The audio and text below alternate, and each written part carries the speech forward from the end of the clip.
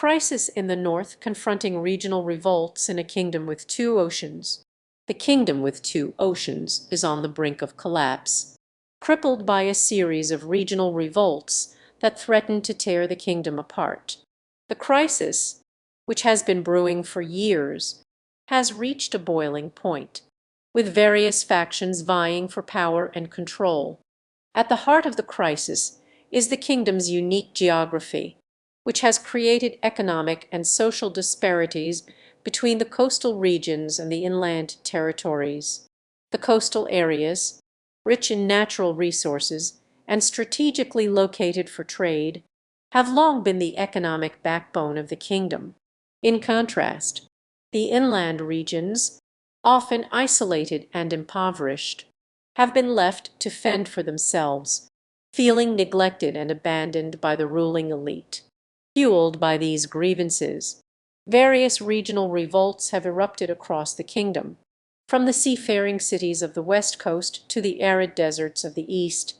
While each revolt has its own distinct character and motivations, they share a common goal, a desire for greater autonomy, if not outright independence. But the crisis in the kingdom goes beyond regional grievances. A deeper, more complex issue is at play, one that speaks to the very heart of the kingdom's identity and purpose.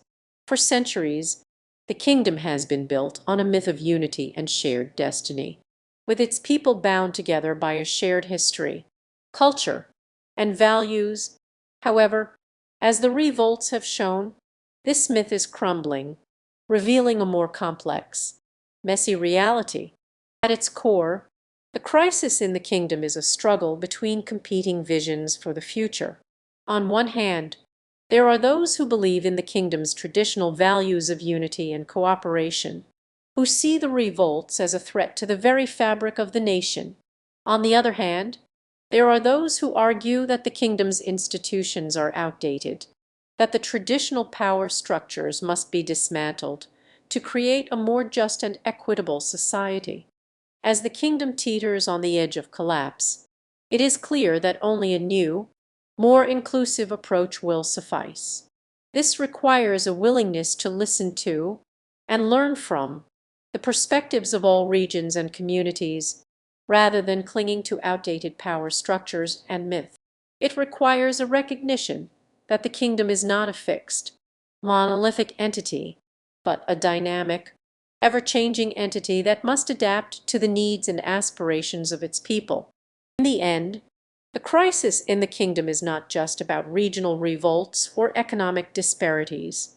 It is about the very future of the kingdom itself, about what kind of society we want to build, and how we will get there. As the kingdom hurtles towards a tipping point, the choices we make will determine whether we emerge from this crisis stronger, more united, and more just, or whether we succumb to the fragmentation and chaos that threatens to consume us all.